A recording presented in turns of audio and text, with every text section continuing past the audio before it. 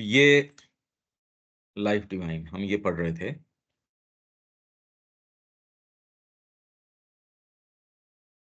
वैदिक ऋषियों के लिए माया का अर्थ।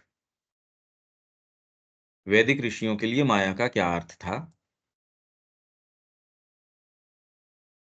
इस संबंध में हमने बहुत सारे रेफरेंसेस ट्रेस किए हैं। कल जो रेफरेंस हम ट्रेस कर रहे थे, ये सीक्रेट ऑफ द वेद। इसमें किस तरीके से यहाँ, क्योंकि हम माया के अंदर, यहाँ निर्माण किस तरीके से हो रहा है, यहाँ क्रिएशन किस तरीके से हो रहा है, उसकी पूरी डीप, उसकी ओकल्ट पूरी की पूरी प्रक्रिया, साइकोलॉजिकल जो इसकी प्रक्रिया है, वो हम ट्रेस करते हुए आ रहे हैं। कल जो पढ़ा उससे आगे page 474, volume 15, the secret of the Veda. It is this divine daughter of Daksha. मतलब पहले आपके एज द इन्फिनिट, पहले ये क्या है, शी गिव्स बर्थ टू दक्ष। मतलब आपके डिस्क्रिमिनेटिंग पावर आ जाती है। अभी है नहीं, क्लैरिटी नहीं है। Discriminating and distributing thought of the divine mind and is herself born to दक्ष। और उसके अंदर फिर बाद में cosmic infinite mistake cow light. तो स्वयं जो है प्रकाश के रूप में इंटेलिजेंस, जो आपकी डिस्क्रिमिनेटिंग इंटेलिजेंस है, आपको लगता है आप जगत को देख रहे हो, उसके अंदर से आप लोग अपने निर्णय निकाल भी रहे हैं। जो सो कॉल्ड सफल लोग हैं, वो दूसरों को बताते भी हैं कि ऐसे सोचना चाहिए, ऐसे करना चाहिए। पर सच्चा व्यक्ति जो इसके माध्यम से देख लेता है, अरे ये तो सारा का सारा जगदम्बा की क्रिया है, ये है सच्ची इंटेलिजेंस। उसके दक्ष की पुत्री के रूप में ये पैदा होती है। दक्ष के घर के ऊपर दक्ष कुमारी के रूप में ये पैदा होती है। It is this divine daughter of Daksha who is the mother of the gods. वो उनकी देवताओं की, इसलिए आपके it was the hour before the gods awake. अर्थात गॉड्स अवेक, उससे पहले उनकी माता, माता किसके हुई, दक्ष के। तो जब आपके सही डिस्पोजिशन आता है, ट्रुथ की तरफ, लाइट की तरफ जब आप मुड़ते हो, तब आपके देवता जो है दक्ष की पुत्री, उनके फिर देवता पैदा होंगे। इसलिए जब तक आपके डिस्क्रिमिनेशन नहीं है, देवता काम ही नहीं कर रहे। अभी तो पणि है, वृत्र है, ये काम कर रहे हैं। अभी आपके सोम काम नहीं कर रहा। इसलिए जब हम ये कहते हैं, आप चाहे कितने भी सेमिनार ऑर्गेनाइज कीजिए, कितने कुछ भी कीजिए, यदि ये दक्ष मतलब आपकी डिस्क्रिमिनेटिंग एंड डिस्ट्रीब्यूटिंग जो फैकल्टी है, इंटेलिजेंस है, दक्ष डी कैपिटल, और इसके फिर बाद के अंदर ये डिवाइन माइंड है, उसके फिर बाद में मदर ऑफ द गॉड्स ये, और उनके फिर बाद में गॉड्स। ये सारा संसार और कुछ नहीं है, गॉड्स ही क्रिया कर रहे हैं, और कुछ है ही नहीं इन द कॉस्मोस। ये जो विश्व है, Aditi is the undivided infinite unity of things free from the duality Advaya, and has Diti the separative dualizing consciousness for the obverse side of her cosmic creation. Her sister and a rival wife in the later myth.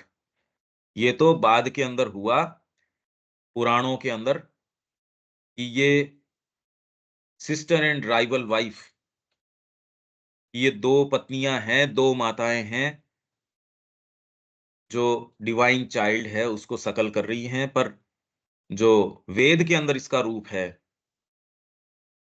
तो Aditi, undivided consciousness, अद्वय।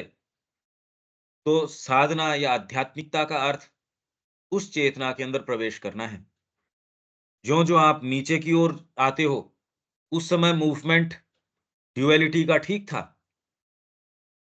उस समय duality का movement ठीक था।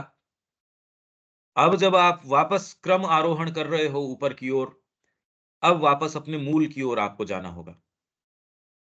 Here, in the lower being, where she is manifested as the earth principle, यहाँ अर्थ principal के रूप में शी इज मैनिफेस्टेड। दक्ष की जो पुत्री है, मदर ऑफ गॉड्स, वो यहाँ पैदा होती है अर्थ प्रिंसिपल के रूप में सबसे पहले, जड़ भौतिक तत्व के रूप में, जो फिर बाद में प्लांट्स में आता है, प्लांट्स से पशुओं के अंदर आता है, पशुओं से फिर बाद में मनुष्य के अंदर आता है, मनुष्य के अंदर आते ही उससे पहले कॉन्शियस मेंटेलिटी नहीं है। मनुष्य में पहली बार जैसे ही ये कॉन्शियस मेंटेलिटी होती है, तो वो घसीट के अपनी जो पिता है, her husband is the lower और इनऑस्पिशियस फादर। हर हस्बैंड, अर्थ प्रिंसिपल का जो हस्बैंड है, who is slain bye their child Indra, the power of the divine mind manifested in the inferior creation. इस अर्थ प्रिंसिपल का हस्बैंड कौन हो सकता है? आपके जितने भी जिस तरीके के भौतिक नियम हैं और हैं सारे, इज द लोअर और इनऑस्पिशियस फादर। इन सारों से आप जो ये यहाँ सीखते हो और करते हो, इन सब से आपके अंदर एक डिस्क्रिमिनेटिंग इंटेलिजेंस कोई कोई में आती है, सब में तो आती भी नहीं। शायद ही कोई, आप तो जीवन में शायद ही किसी से मिले हो जिसके अंदर ये क्लियरली ये काम करती हो। मिलता ही नहीं कोई जिसके अंदर ये काम करती हो। अगर है तो आपको पता नहीं, आपके पास वो नहीं है कि भी इसमें काम करती है या नहीं करती है, या होती क्या है ये कुछ नहीं पता। पर जैसे ही ये डिस्क्रिमिनेटिव पावर आती है, वैसे ही जो लोअर आपकी जो चीजें हैं, आपका जीवन है, अर्थ प्रिंसिपल, जीवन को कैसे रक्षा करनी है और है, आप तुरंत अपने आप को अनुशासन में, आप अगर जीवन को अनुशासन में नहीं रखें, पशुवत चलते रहें, तो आप देख सकते हो आपका जीवन क्या होगा। क्योंकि पशु की सहज जो सटीक चीज है वो आपके पास है नहीं। वो तो बिल्कुल सही करता है, पाशविक क्रियाएं भी सही रूप से करता है वो पशु, मनुष्य नहीं करता। इसलिए जैसे ही ये दक्ष आता है, इंटेलिजेंस आती है, ये आते ही अर्थ जो इसका हस्बैंड है इसका, उसको, क्योंकि माइंड इसके पैदा हुआ, क्योंकि बाद में आया, वो इस फादर को मार डालता है और अपनी माता को विधवा कर देता है। वो जो अर्थ प्रिंसिपल है, उसको विधवा कर दिया। ये वैदिक सिंबोलिज्म है। The power of the divine mind manifested in the inferior creation. Inferior creation जिसके अंदर की सारे लोग बरत ही रहे हैं हम, उससे फिर बाद में अग्नि का प्रज्वलन होता है। धीरे-धीरे व्यक्ति आगे, यज्ञ का आरोहण चलता है। इंद्र सेज द हिम, मंत्र के अंदर, ऋग्वेद के अंदर ये क्या कह रहा है? मंत्र, स्लेज हिज फादर, अपने फादर को मार डालता है। Dragging him by the feet, पांव से उसको रगड़ के घसीट के लेके जाता है। And makes his mother A window, और अपनी माता को जो इंद्र है, वो विधवा बना देता है। अब इसके लिए आप इतिहास गढ़ोगे या ये घटना आपके जीवन में भी, ये तो नहीं हो रही खैर। औरों के लिए तो मैं कहता हूँ कि ये चीज़ आपके जीवन में हो रही है, ये वाली नहीं हो रही। इसलिए इसका आपको सेंस नहीं है। हाँ, कुछ-कुछ लेवल पे आप जो अनुशासन करते हो और करते हो, उतना ज़रूर करते हो। पर आपके जो ये क्लैरिटी डिवाइन माइंड आ जाए, जो फिज़िकल से और वाइटल से प्रभावित न हो। अभी तो माइंड सारी कल्पना, आपको पता ही नहीं ना कि उसका गठन, उसके नियम कानून तो आपके शरीर और प्राण देता है। आप कुछ भी सोचते हैं, अगर ट्रेस बैक करो तो वो सारे के सारे आपके शरीर और प्राण इन्होंने दिए हैं, जितने भी आपके सोच विचार हैं। इन अनदर इमेज, वेद और दूसरे ऋचा के अंदर क्या कहता है? फोर्सिबल एंड एक्सप्रेसिव, बहुत जबरदस्त है और एक्सप्रेसिव है। मतलब बहुत चीज अभिव्यंजन कर रही है ये, बाहर लेके आ रही है। क्या? दो रिपग्नेंट, बहुत भद्दी है ये। देख के लगता है ये कितनी गंदी बातें कर रहे हैं ये। इसीलिए जो इतिहास हमारा जो लिखा गया और अभी भी जो कहा जा रहा है, अब इन्होंने तो सेमिनार ऑर्गेनाइज कर ही ली। उसके अंदर ये वाली बात सामने ला के नहीं रख रहे, क्योंकि ये वाली बात हुई ही नहीं ना, एक के नहीं हुई उनमें से। एक ऐसा नहीं था जिनके ये चीज़ कभी कोई संसिद्ध हुई है, दूर-दूर तक नहीं। नहीं तो एक्चुअल साइकोलॉजिकल मूवमेंट बताओ। और केवल श्री अरबिंदो सामने लेके आ रहे हैं, क्योंकि वो कह रहे हैं श्री अरविंद की लाइट के अंदर वेद।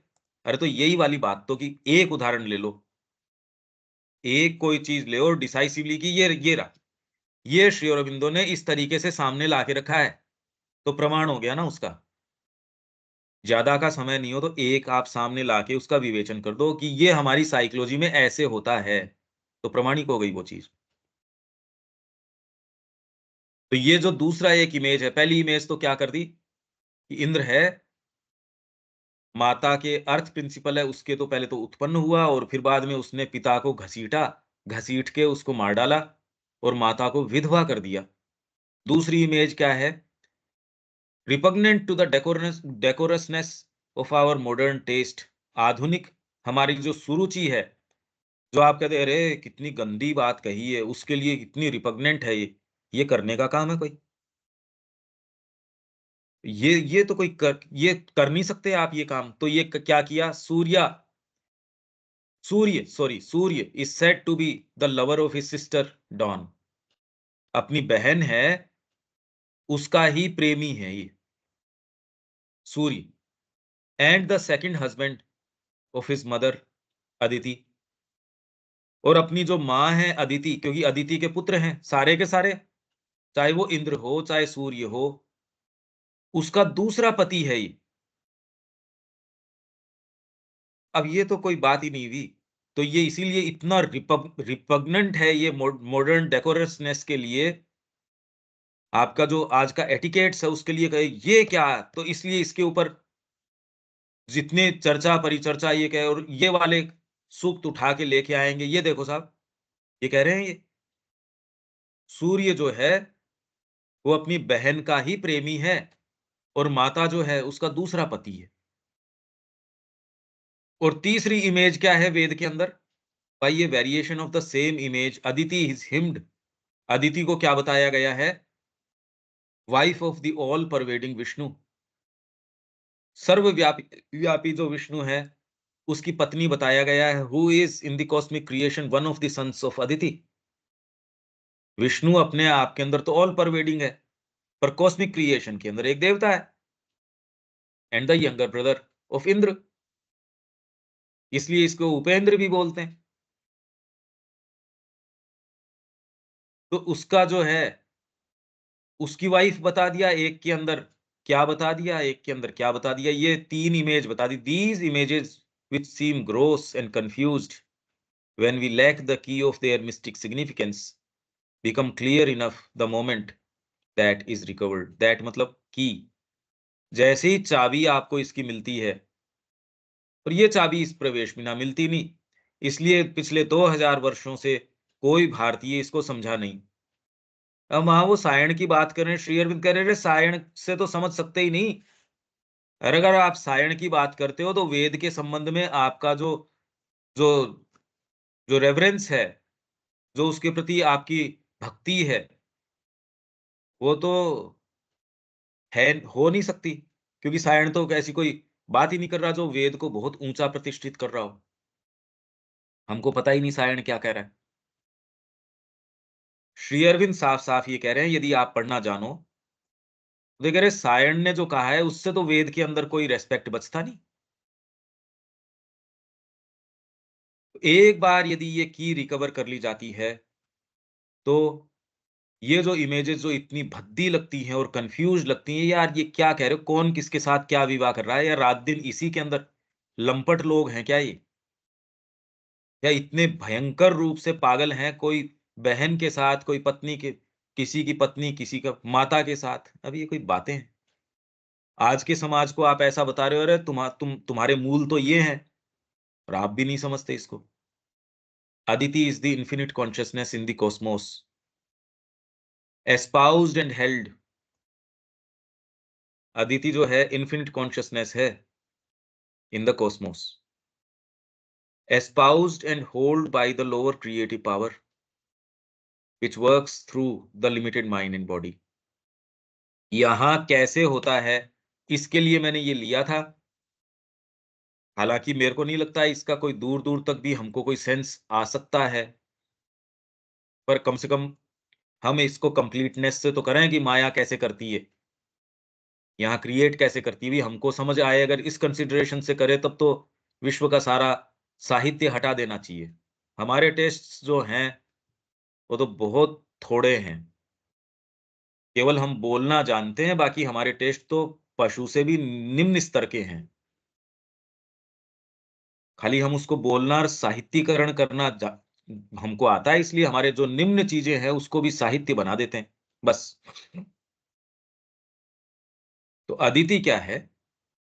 लोअर क्रिएटिव पावर, यहाँ जो निम्न क्रिएटिव जो पावर है, आप उसको कामना कह सकते हैं, आप उसको नियम कह सकते हैं, भौतिक नियमावली जितनी भी हैं, वो सबसे चालित है कि भई जीव ही जीव का भोजन है, ये है, वो है। सारा जो लोअर क्रिएटिव पावर जिस आधार पे होता है, कामना के आधार के ऊपर, भय के आधार के ऊपर या जिस भी चीज़ के आधार पे,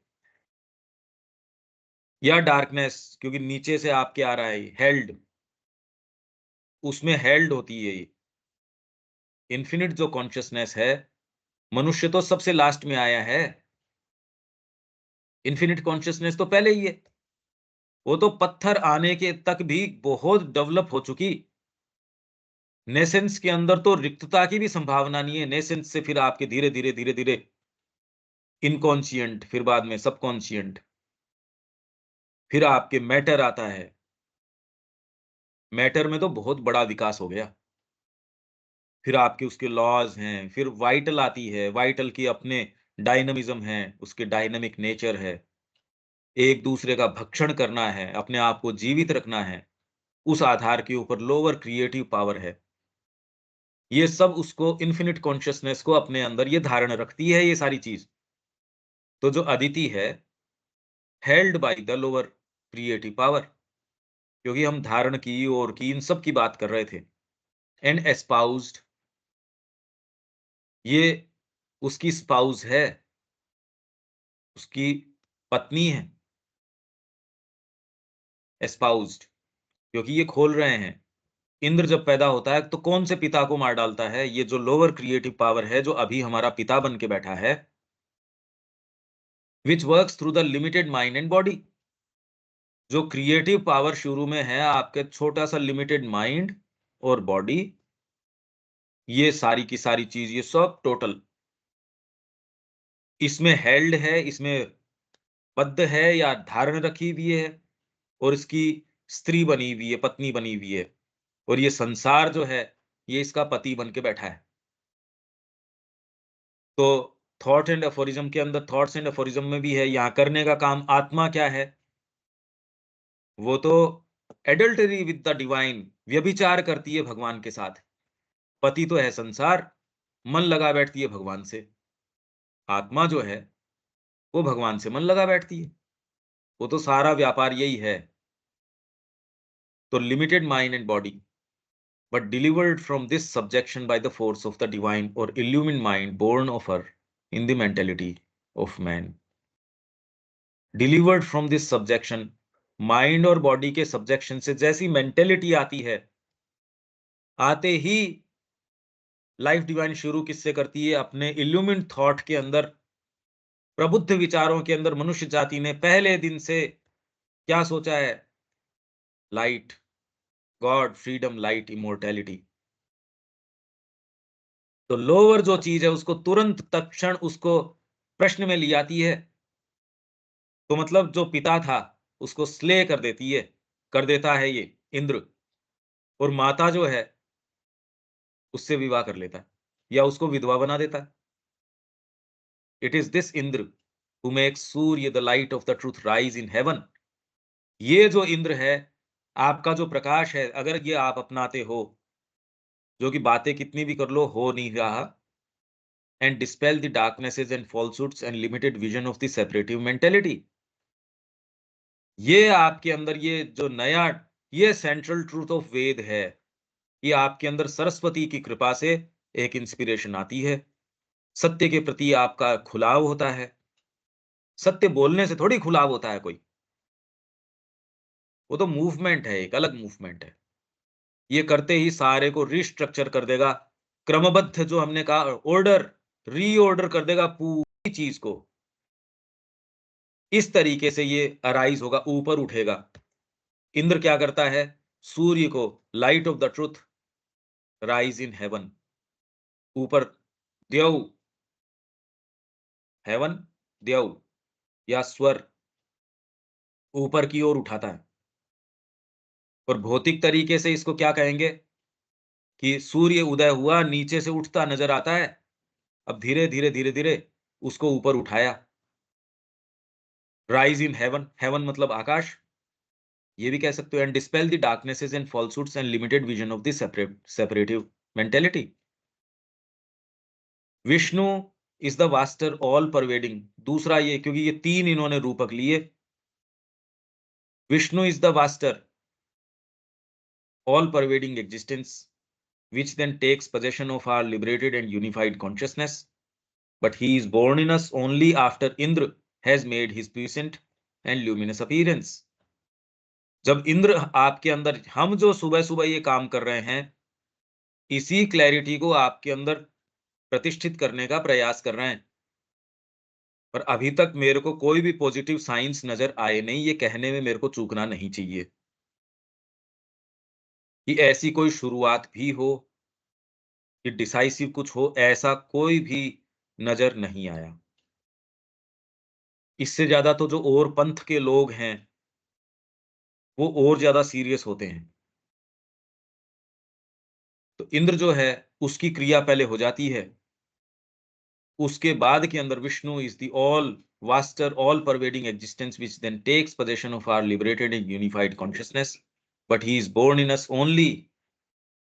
ये रूपक सारा का सारा बिल्कुल रियल है। ये जब इंद्र ने अपना काम कर दिया होता है, तो विष्णु ऑल परवेडिंग एग्जिस्टेंस है, वो आपकी लिबरेटेड और यूनिफाइड कॉन्शियसनेस के ऊपर अधिकार कर लेता है। विष्णु आके वो फिर उसको काम में लेना शुरू कर देता है। तो आपने जब अपने निर्णय, अगर लोअर तरीके से निर्णय लोगे तो किससे लो? मेरा परिवार, मेरा फिजिकल वेलबीइंग, मेरा मेरा ये जो रेफरेंस है, इंद्र आके इसकी जड़ काट देता है। उचित क्या है? मेरा मेरा मेरा तेरा, ये जो जो ये बात है, सेपरेटिंग जो चीज है वो नहीं, ये है। अरे भाई, शरीर की नहीं सुनो, वाइटल की नहीं सुनो, उचित क्या है? इसलिए शिक्षा के अंदर यदि आप बच्चे को रीजन करना सिखाते हो, सबसे पहले कि तेरे को अच्छा लगता है या नहीं लगता है, उचित क्या है वो कर। इसलिए वगैरह उत्तानपाद की दो पत्नियां, दो, एक तो सुरुचि और एक सुनीति। और उसको सुनीति थोड़ी अच्छी लगती थी, उसको सुरुचि अच्छी लगती थी। सुनीति उचित, सही, इंद्र की क्रिया, उसके फिर बाद में आपके ध्रुव पैदा होता है। उससे ध्रुव आएगा, उसके बेचारी के कहां से आएगा? तो हमको भी तो सुरुचि बड़ी पसंद है, अरे यार ये रुचिपूर्ण है ये वाली।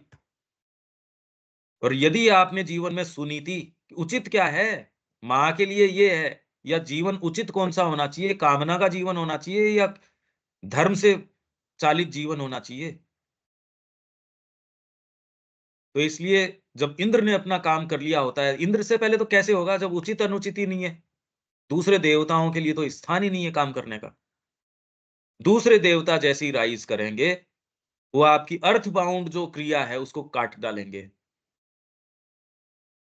आपकी अर्थ बाउंड जो क्रिया है, धरती से जो बंधी हुई क्रिया है, इमेजिनेशन ये कर देगी और कर देगी। ये सब क्रियाएं, अभी इमेजिनेशन क्या है? आप कोई चीज इमेजिन करके तो देखो, कर ही नहीं सकते। अभी तो इमेजिनेशन ओरिजिनल कुछ हो ही नहीं सकती। ठीक है, यहां तक के सेंटेंसेस तो, और किस पर्सपेक्टिव में मैं ये ले रहा हूं मुश्किल है, पर अब जो है सो है। वैदिक सीयर्स की बात कर रहे हैं, वैदिक सीयर्स के लिए माया क्या थी, किस तरीके से क्या है, सारा रूपक वेद का इस तरीके से है। ये पंकज भाई, इधर Surya is said to be the lover of his sister dawn, Surya, इसका क्या मतलब हुआ? सूर्य, हाँ, हाँ यही जी, यही है, वेदों के अंदर रूपक है ये। ये क्या सिग्निफाई कर रहा है? ये बता दिया इन्होंने। Indra who make Surya the light of the, अरे डॉन जब आती है, मतलब उषा जब आती है, तो सूर्य की सिस्टर डॉन, भगिनी है उसकी, उषा आएगी तो ही तो सूर्य ऊपर उठ के आएगा, भौतिक रूप से देखो तो, हाँ जी। उसकी बहन है। तो जीवन के अंदर जब आपके ये उषा आ गई, एक विचार के रूप में आ गई, मैं माँ के लिए है मेरा जीवन, मेरा और किसी चीज के लिए नहीं है। और ये कहने शब्दों से नहीं होता, शब्द का तो आप उपयोग कर ही रहे हो कितने लंबे समय से, यहां बैठे हैं सारे के सारे जानते हैं। इस शब्द का उपयोग करने से और अगर इसी तरीके से चलते रहे इस जीवन में कुछ नहीं होगा, ये आप जानते हो। क्योंकि आप एक एक पॉइंट के ऊपर, सैचुरेशन पॉइंट पे आ गए कि भी मैं क्या करूं इससे आगे, मैंने अपना सोना उठना बैठना खाना पीना, मैं कोई गलत खाना पीना नहीं करता, सोता उठता बैठता समय से हूं, गलत शब्द नहीं कहता, असत्य वचन नहीं बोलता, यहां तक तो लिया होगे, आगे कुछ नहीं, आगे तो घोर अंधकार है। तो अगर इसी तरीके से चलते रहे तो ये आपको कहीं नहीं लेके जाएगा, जैसे कि ये अभी तक कहीं नहीं लेके आया। ये मूवमेंट अलग है। उषा, जीवन के अंदर एक उषा काल आपके आ गया, एक डॉन, घोर अंधकार जिसके अंदर आप भौतिक प्राणी की इस प्रकृति के अंदर घोर अंधकार है, लग नहीं रहा अभी नहीं लग रहा। जब मैं बार बार कहता हूं कि गुरु बिना घोर अंधकार है, गुरु के बिना मैं तो समझ नहीं पाता व्यक्ति को दिखता कैसे है। मां श्री अरविंद के बिना या गुरु न हो, दिखती नहीं भाई कोई चीज, जगत दिखता नहीं। क्या करूं मैं, कुछ नहीं नजर आता। ये भयावहता जब आपके अंदर भीतर ये आ जाए, अरे भाई, तो आपको कोई कोई कैसे समझा लेगा, आप तो भयभीत हो इससे कि ना ना, इस जगत में तो मैं कैसे जा सकता हूं, इसमें तो हाथ को हाथ नहीं नजर आ रहा, करूं क्या मैं। पहली बार ये प्रकाश उषा के रूप में आपको आता, रिलीफ की सांस आती है मां श्री अरविंद के पास में। ये थोड़ी है तब आप, कॉमन सेंस की बात है, दूसरी ओर देखते ही नहीं। दूसरा कहता है देखो कैसी एक निष्ठता है, तो करेगा क्या और बेचारा, समझदारी है। ये एक ऐसा रूप है जो आपको मैं एक्सप्लेन ही नहीं कर सकता। एक्सप्लेन तो कर ही दिया, पर अब इसके मायने क्या है, इसलिए श्री अरबिंदो ने कहा कि सारा विवेचन कर दिया गया है, वेद का सारा रहस्य निकाल के लाया गया है, क्योंकि वेद रहस्य 2 वॉल्यूम में लिख दिया इन्होंने। Still the secret remains the secret, अभी भी सीक्रेट है, वो सीक्रेट बना हुआ है। अरे कोई है ही नहीं हम में से जो एक भी उसकी तरफ जाने के लिए, क्योंकि हमारे वैदिक ऋषि इंतजार कर रहे हैं आज की डे और एज के अंदर, कौन ऐसा होगा जिसके अंदर ये मादा होगा, जिसके अंदर ये कि मैं प्योर हूं। कौन है ऐसा, एक तो नहीं है। कहाँ है हमारे अंदर ताकत प्योरिटी की और की, कुछ नहीं, है ही नहीं। सेंस तो नहीं है प्योरिटी होता क्या है, इस शब्द का अर्थ क्या है, मायने क्या है। ये बात तो हमारे ग्रुप को नहीं समझ में आ रही, और दूसरों की तो बात छोड़ो। कैसे घोर अंधकार के हम इस जगत के अंदर रह रहे हैं। और इसमें कोई बड़े छोटे की बात नहीं है, आप सब ऐसे ही हैं, ये सब टोटल एकदम गहन अंधकार है। अभी आपको पर्सपेक्टिव आता नहीं, मैं तो सारे दिन कितनी कितनी चर्चाएं, कितनी कितनी ये देखता हूँ, और मेरे को प्रश्न अपने आप से, अरे मैंने कहा ये हो क्या रहा है। केवल आशा माँ श्री अरविंद है।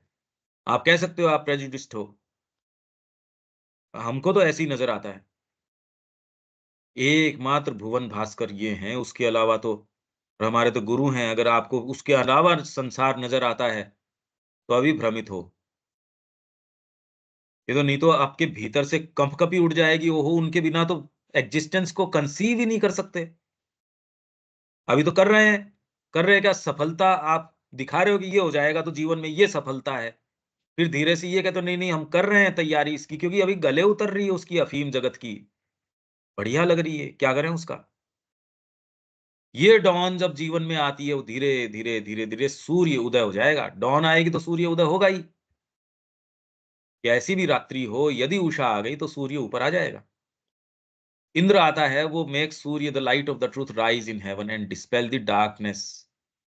और जैसे ही उषा आई तो ये उसका लवर है, छोटी बहन का लवर प्रेमी इसलिए हो गया, उषा आएगी तो सूर्य आएगा ही आएगा, लवर तो उसके पीछे आएगा ही, प्रेमी है भाई उसका, पीछा अनुगमन करेगा। उषा अगर आपके जीवन में आ गई, उसके तो रिएक्शंस आपके जीवन में, एक बार उषा आ जाए, आ नहीं रही, यही तो बात कर लो चाहे, ये फंडामेंटल प्रॉब्लम है।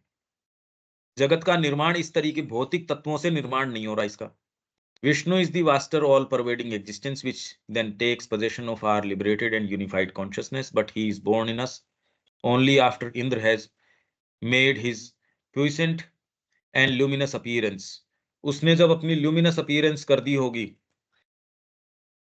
तो होगा। ठीक है यहां तक? हाँ जी। इसलिए किसी को समझ में नहीं आया, चाहे आपके इसमें आप कोई अच्छे भले लोग गए हैं भाई, श्री अरविंदो कह रहे पिछले 2000 वर्ष में तो कैसे कैसे लोग नहीं आए। कौन सी चीज है जो इसमें प्रवेश नहीं हो पाया, और कौन सा वेद रहस्य है जो उन्होंने सामने लाके उजागर किया। तो इस जीवन में आए और ये चीज टच ही नहीं करी, तो यहां किस लिए आए थे हम? भोजन करने, उसको पचाने, सुचारू रूप से सो जाएं, सुचारू रूप से बच्चे पैदा कर दें।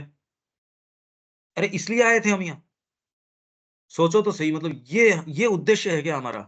ये हो सकता है क्या ये उद्देश्य?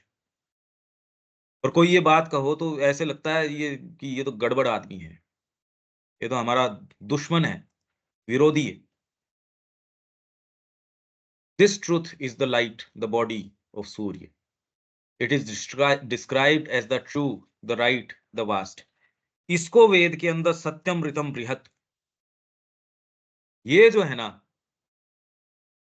सत्यम ऋतम बृहत, ट्रू, राइट और आर, ये सारे, और ये हमने वेद के अंदर बात करी भी थी। As the luminous supramental heaven of Swar, vast Swar, the great truth, concealed beyond our heaven and our earth. ये इससे concealed हैं। इसलिए लोग जो हेवन में सूर्य में चढ़ने की और की जो बातें, तो अरे शब्द तो खोल लोगे आप, पर एक्चुअल इनके मायने क्या निकलते हैं ये तो कंसील्ड हैं, इसलिए कहां से निकाल लोगे? साधना खोलेगी इस चीज को। And as Surya the sun, that truth which dwells lost in the darkness withheld from us in the secret cave of the subconscient.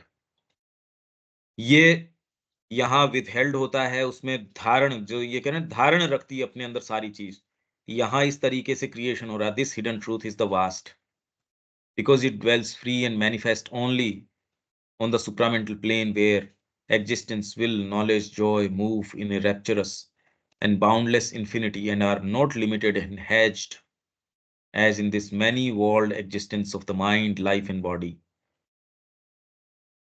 अभी महसूस ही नहीं हो रहा मैनी वर्ल्ड एग्जिस्टेंस, बहुत बहुत दीवारें हमारे चारों तरफ है, मन प्राण शरीर की।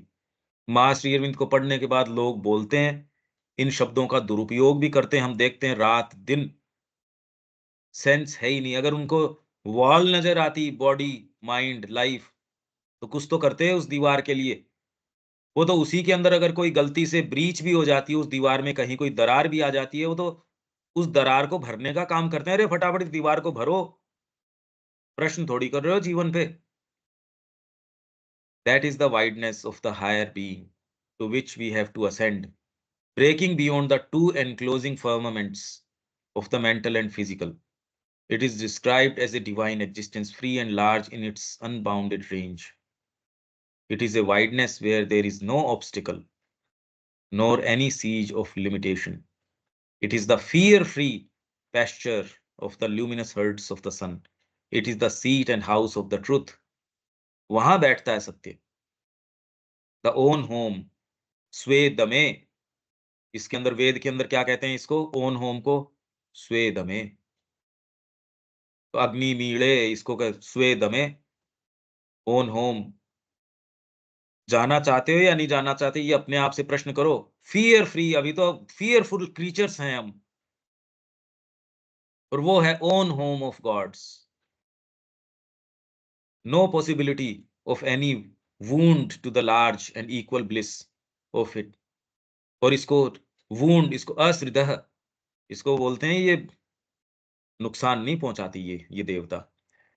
इस तरीके से ये धीरे-धीरे ये सारी चीज़ें खुलती आती हैं। अब इससे ज़्यादा तो ये इतना गहन है कि मेरे को लगता है ये तो ऑलरेडी बहुत गहन है। सोच समझ से परे है ये। अगर इसमें डिसाइसिवली या कोई पॉइंटेडली आपके कोई प्रश्न हो तो, नहीं तो अब नेक्स्ट रेफरेंस हमने इसमें देखिए क्या-क्या कवर किया। माया के संबंध में, ये मैं थोड़ा-सा रिकैप कर देता हूँ। माया के संबंध में ये अनंत चेतना की वह शक्ति जो बोध कॉम्प्रिहेंड कॉम्प्रिहेंड इसको हमने कहा ईक्षणम, जो जहाँ देखती है और देखते ही तपस की शक्ति के द्वारा, ये हमने भी कहा। इसका भौतिक उदाहरण लें, यदि आप कोई भी एक चीज़ के ऊपर अपना ध्यान केंद्रित करते हो, वहाँ निर्माण होना शुरू हो जाएगा। आप किसी भी चीज़ के ऊपर ध्यान केंद्रित कीजिए, वहाँ से नए सत्य निकल के आ जाएँगे, निर्माण होना शुरू हो जाएगा। आप ध्यान केंद्रित करके देखिए, विचार पे, वस्तु पे, भाव पे, कोई भी चीज़ के ऊपर। तो जो भी व्यक्ति उसके शोध सन उसके उसमें जाता है एक्सप्लोरेशन के अंदर, नई खोज लेके आता है वो। जबकि दूसरा व्यक्ति उससे डील कर रहा है, उसी वस्तु से, शोध नहीं कर पाता। कौन-सी चीज़ है जो निर्माण करती है? और बौद्धिक स्तर पे भी आप देख सकते हो कि इसका कोई अंत नहीं हो सकता। किसी भी फ़ील्ड में अंत हो ही नहीं सकता इसका। ऐसी क्या चीज़ है? तो ये अनंत चेतना की वह ऊर्जा, आप सोचते हो भौतिक चीज़ से निर्माण है और भौतिक से है नहीं निर्माण। बोध प्राप्त करती है, अपने में धारण करती है और माप करती है, अर्थात जो अनंत सत्य के बृहत असीम सत्य में धारण करती, माप करती और असीम जो बृहत सत्य है, सत्यम ऋतम बृहत, उसमें से नाम और रूप के अंदर यहाँ चीज़ों को लेके आती है। और यहाँ किस तरीके से लाती है वो मैंने सारा बताया। उसकी ओकल्ट प्रक्रिया हम कह दें कि हाँ, हाँ, ऐसे होता है, वो नहीं। मैंने पूरी प्रक्रिया बताई है। कितना खोल पाते हो, क्या है, वो उसमें तो हमारी बात है। पर मूलभूत तरीके से ऐसे-ऐसे मोटे-मोटे पॉइंट्स मैंने दे दिए। तो सबसे पहले अपन ने वैदिक इंडेक्स के अंदर से लिया कि वास्तव में माया के क्या अर्थ हैं। फिर 32वें वॉल्यूम से अपन ने जो दमदर है उसमें से लिया कि सुप्रामेंटल महाशक्ति क्या करती है, यूनिवर्सल स्तर के ऊपर क्या करती है, ट्रांसेंडेंट महाशक्ति क्या करती है, इंडिविजुअल के रूप में वो कैसे, इसमें यहाँ दोनों ही तत्व उसके हैं। फिर अपन ने नाम और रूप के विषय में साहित्य संचयन के अंदर से ही पढ़ा, श्री अरविंद साहित्य। फिर एजेंडा के अंदर से माँ का जो एक जो विज़न माँ को हुआ कि जो सुप्रीम जो यूनिटी है, कॉन्शियस ऑफ यूनिटी, वो यहाँ आ जाएगी। Unity conscious of multiplicity in unity, वो यहाँ अभी चरितार्थ करने की ओर काम चल रहा है। फिर बाद में हमने ये पढ़ा मंत्र, मंत्र और तंत्र क्या होता है, कि आपके मूल मंत्र है वो कैसे निर्माण कर देता है। जो हमने कि कैसे आप इसको प्रैक्टिकल लाइफ में कर सकते हो और अंत के अंदर यहाँ निर्माण किस तरीके से हो रहा है सारा का सारा। माइंड क्या करता है, आगे क्या होता है। ये हमने कुछ-कुछ चीज़ें ये ट्रेस करी हैं। अब इसके संबंध में आपके यदि कोई प्रश्न हो, अभी जो पढ़ा उसके विषय में या कोई बात हो। हाँ जी, किसी की कोई बात? रविकांत जी।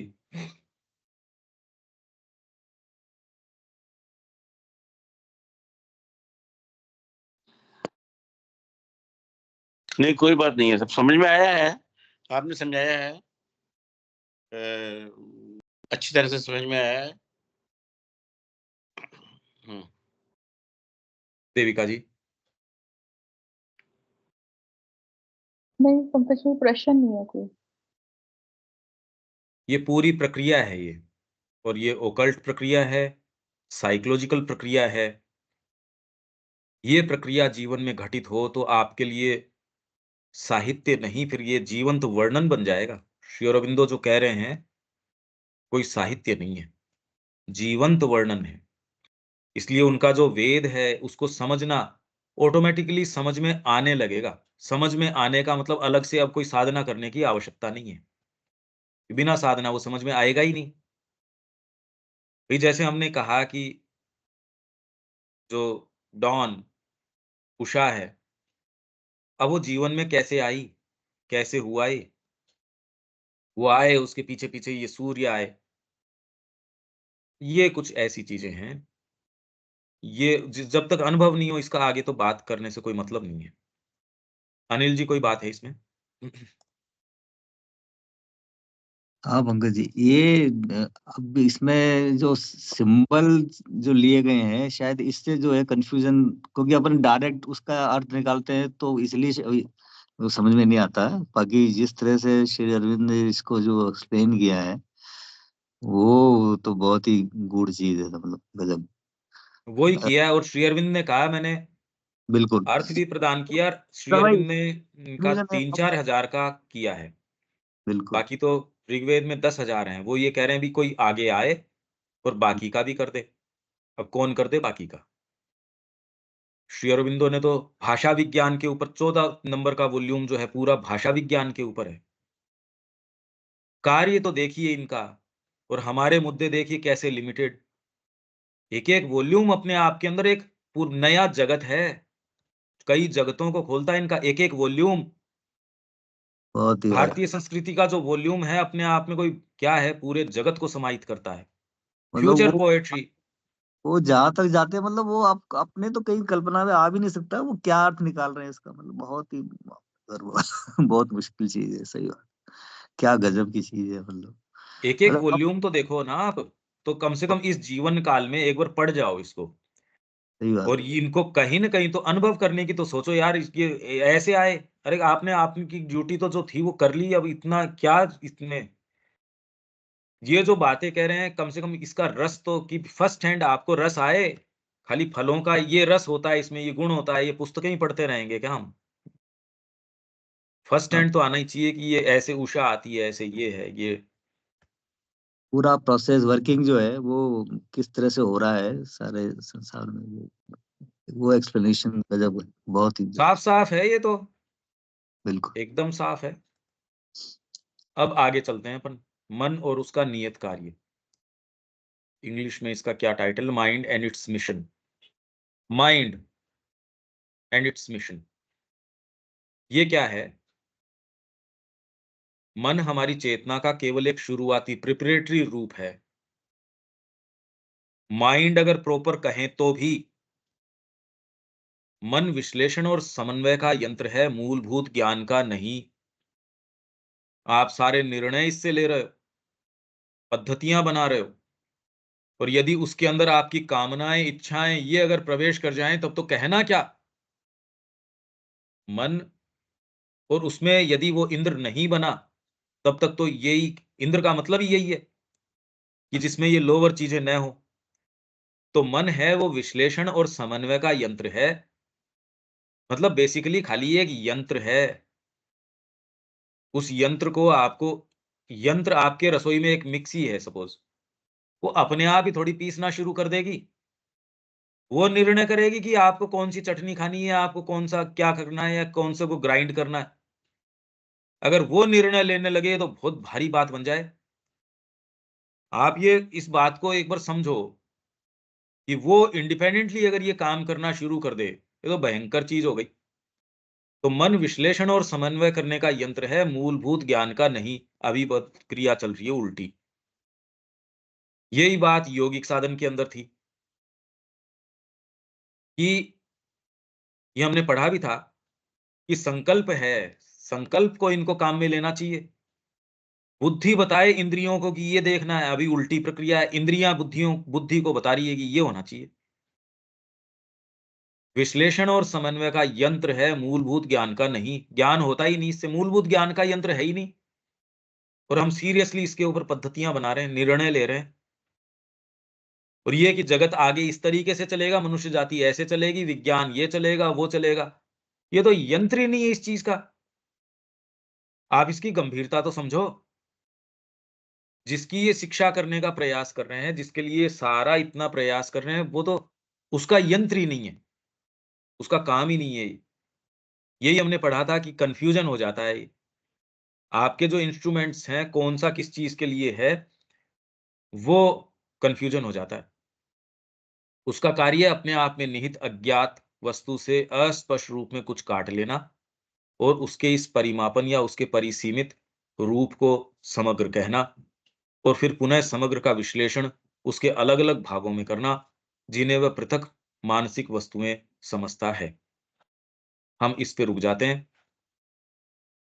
ये कह रहे हैं it's function is to cut out something vaguely from the unknown thing. Thing को टी कैपिटल, कोई वस्तु कुछ भी, in itself, and call this measurement or delimitation of it the whole, and again to analyze the whole into its parts, which it regards as separate mental objects. ये समझ लो पहले तो, ये कैसे होता है, ये क्या सेंटेंस समझ में आता है देविका जी?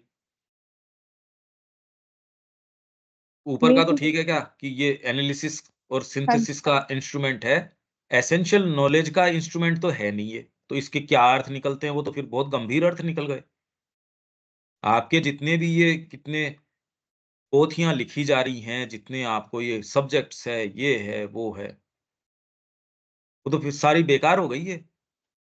इस एक ही सेंटेंस से वो सारी की सारी एकदम निरर्थक हो गई।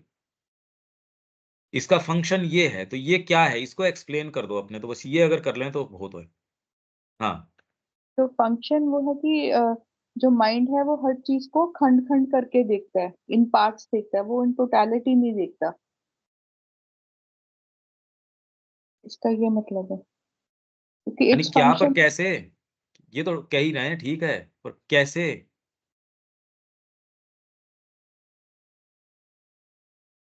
इसका एग्जाम्पल तो सोचना पड़ेगा, ये तो ध्यान में नहीं आ रहा इसका example.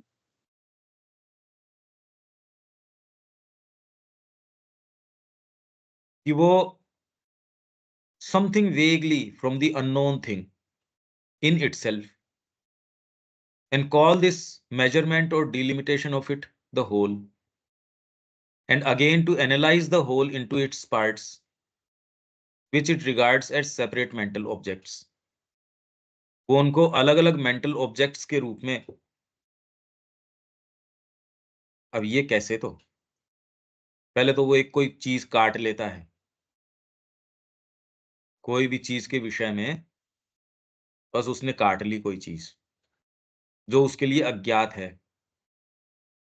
From the unknown thing, और उसी को जो वो काट लेता है, कॉल दिस मेजरमेंट और डिलिमिटेशन ऑफ इट, और जो परिभाषित कर लेता है, हाँ मैं जान गया, मैं इस चीज को जान गया हूं। जब वो ये कहता है, इसका अर्थ ये है कि उसने अपने तरीके से उस टुकड़े को डिलिमिट कर दिया है, और फिर बाद में again to analyse the whole into its parts, फिर ऐसे टुकड़े अलग अलग काट के वो कहता है बस मैंने पजल बना दी, पूरा बन गया। तो दूसरा कहता है हाँ यार, इसमें भी क्या दिक्कत है, चलो मैं पूरा नहीं पकड़ पा रहा, कैमरा एक साथ फोटो नहीं ले पा रहा, तो मैं पैनोरामा के हिसाब से ले लूंगा ना, मैं अलग अलग फोटोज अलग लूंगा, फिर एक साथ जोड़ दूंगा, पूरी पिक्चर बन जाएगी, इसमें कहाँ दिक्कत है। इसके अपने को डायरेक्ट उदाहरण चाहिए कि पहले ये होल उसमें से टुकड़ा उठाता है, इसका क्या उदाहरण हो सकता है दीपक जी? नहीं तो आज यहीं अपन इसके लिए छोड़ देंगे। ये उदाहरण चाहिए अपने को, माइंड की वर्किंग ऐसी है, एक जने की नहीं, ये लगी ऐसे ही रहे हैं सब। तो आप इसको, आपको पागलपन नजर आएगा कि ये चल क्या रहा है फिर। जितना आप सीरियसली कहते हो ये विद्या, वो विद्या, ये विधि, वो विधि, फिर इसको कहाँ रखें, ये तो बहुत बड़ा प्रश्न हो जाएगा। हाँ दीपक जी। और हमारे सामने इतने बड़े बड़े नाम आते हैं, सायन उनका कैमरा कुछ और कह रहा है, फिर शंकराचार्य कुछ और कह रहे हैं, उसके आगे और बहुत आए हैं, तो शायद ये कुछ इंडिकेशन हमें लग रहा है। हाँ, पर ये मन का पूरा काम करने का तरीका बता रहे हैं। और ये तो सायण के मन था और हमारे नहीं है, ये है नहीं। इसीलिए ये प्रश्न हमारे लिए बहुत ज़्यादा इम्पोर्टेंट हो जाता है, क्योंकि हम ये क्रिया कर रहे हैं। हम इसी तरीके से क्रिया कर रहे हैं, जाने न जाने। तो इसका फंक्शन क्या होता है, ये कट आउट कर लेता है, कुछ चीज़ काट लेता है, something vaguely from the unknown thing. ये क्या है, ये बताओ मेरे को तो, कैसे हो सकता है ये? प्रक्रिया तो चल ही रही है ही। जिसके मन है उसके साथ तो ये चल ही रही है। मन मतलब माइंड।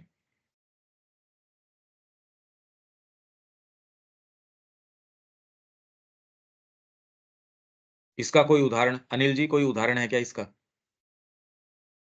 अब यूँ तो कोई कोई देखो, आप एक-एक सेंटेंस यदि यूँ रोक लोगे, फिर जैसे अपन ने ऊपर बात करी थी कि किसी एक विचार के ऊपर आप केंद्रीकरण करते हो अपना, फिर उसमें से चीज़ें निकल के आती हैं।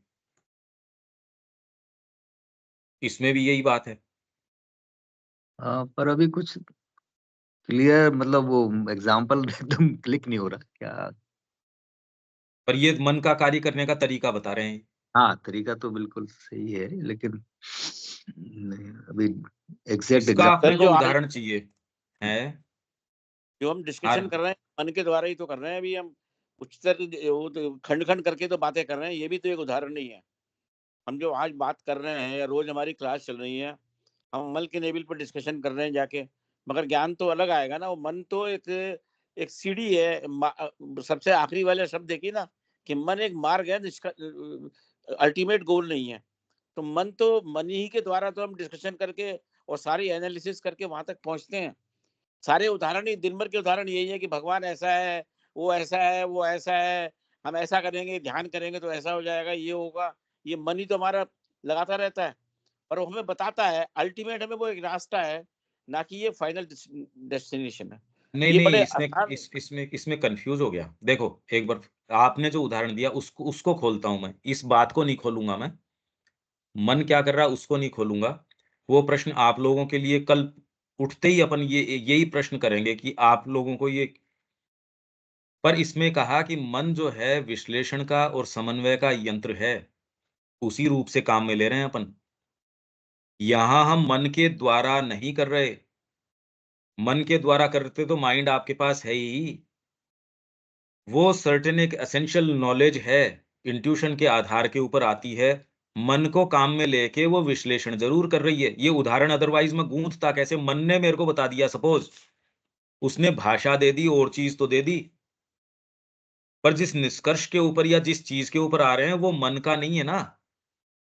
जो तत्व इसके अंदर विवेचन किया जा रहा है वो मन का नहीं है, मन तो केवल विवेचन कर रहा है। ये फंडामेंटल डिफरेंस हमारी चर्चा में यहाँ आ रहा है।